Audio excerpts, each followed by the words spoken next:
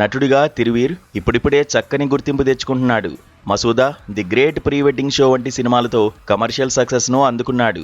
దాంతో తిరువీర్ సినిమా అంటే సంథింగ్ స్పెషల్గా ఉంటుందనే నమ్మకం పెట్టుకుంటున్నారు ప్రేక్షకులు. ఈ నేపథ్యంలో అతని తాజా చిత్రం పాపం ప్రతాప్ విడుదలైంది. ఈటీవీ విన్ సౌజన్యంతో రాకేష్ రెడ్డి, రుద్రదేవ్ నిర్మించిన ఈ సినిమా ఎలా ఉందో చూద్దాం.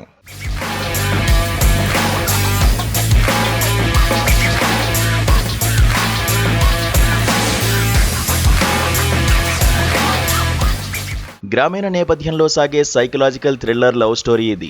ప్రతాప్ చిన్నప్పటి నుండి తాను ప్రేమిస్తున్న బుజ్జమ్మను పెద్దలను ఒప్పించి మరీ పెళ్లి చేసుకుంటాడు. ఒక్కగానొక్క కొడుకు మాట కాదనలేక ప్రతాప్ తల్లిదండ్రులు ఈ పెళ్లికి అంగీకరిస్తారు. అయితే వివాహానంతరం 3 రాత్రులు గడిచి గడవగానే ప్రతాప్తో తాను కాపురం చేయలేనంటూ బుజ్జమ్మ పంచాయతీకి ఎక్కుతోంది. అతనికి ఉన్న సమస్యను తాను అందరి ముందు చెప్పలేనని, తన సమస్యను తానే పరిష్కరించుకుని వస్తే తప్ప కాపురానికి రానని కరాఖండిగా చెప్పేస్తుంది. ప్రేమించి పెళ్లి చేసుకున్న వీరిద్దరూ ఇలా విడిపోవడంతో ప్రతాప్ గురించి ఊరిలో జనం నానా రకాలుగా అనుకుంటారు. తన సమస్య గురించి తెలుసుకుని దాన్ని అధిగమించానని నమ్మబలికి తిరిగి బుజ్జమ్మను కాపురానికి ప్రతాప్ తీసుకొస్తాడు.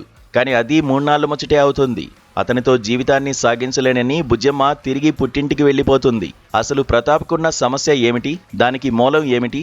ఈ విషయం తెలిసిన తర్వాత అయినా ప్రతాప్ ఆ సమస్య నుండి బయటపడ్డా, లేదా ఈ క్రమంలో అతను ఎలాంటి అవమానాలు, అపనిందలు ఎదుర్కొన్నాడు అనేది మిగతా కథ.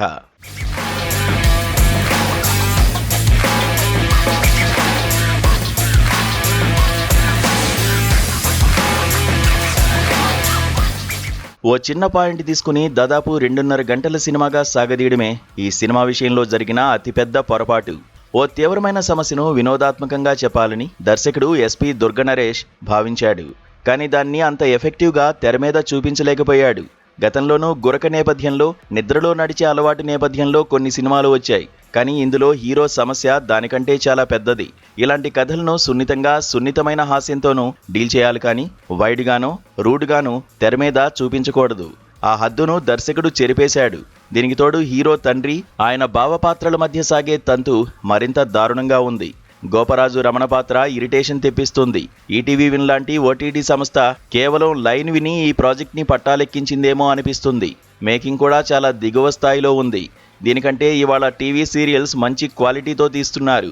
హీరోయిన్ తనకెదురైన చేదు అనుభవాన్ని ఎవరితోనూ చెప్పకుండా పంచాయతీకి ఎక్కడం జెన్యూన్గా అనిపించదు. అక్కడ కూడా సమస్య చెప్పకుండా గోప్యత పాటించడం చిత్రంగా అనిపిస్తుంది. హీరో అలా ప్రవర్తించడానికి ఆ తర్వాత ఓ రీజన్ చూపించారు, కానీ అది బలంగా లేదు. చివరకు కొండను తవ్వి ఎలుకను పట్టుకున్న చందంగా వ్యవహారం మారిపోయింది.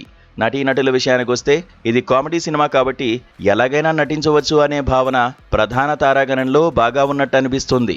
మరి ముఖ్యంగా తిరువీర్, అతని తండ్రి పాత్ర పోషించిన అజయ్ ఘోష్, ఆయన బావగా నటించిన గోపరాజు రమణ, వీళ్ళు చాలా అతి చేశారు. దాన్ని తట్టుకోవడం కష్టమే.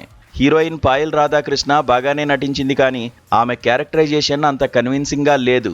ఇతర ప్రధాన పాత్రలను రాశి, రూపలక్ష్మి, దేవి ప్రసాద్, అవసరాల శ్రీనివాస్, రఘుబాబు తదితరులు పోషించారు.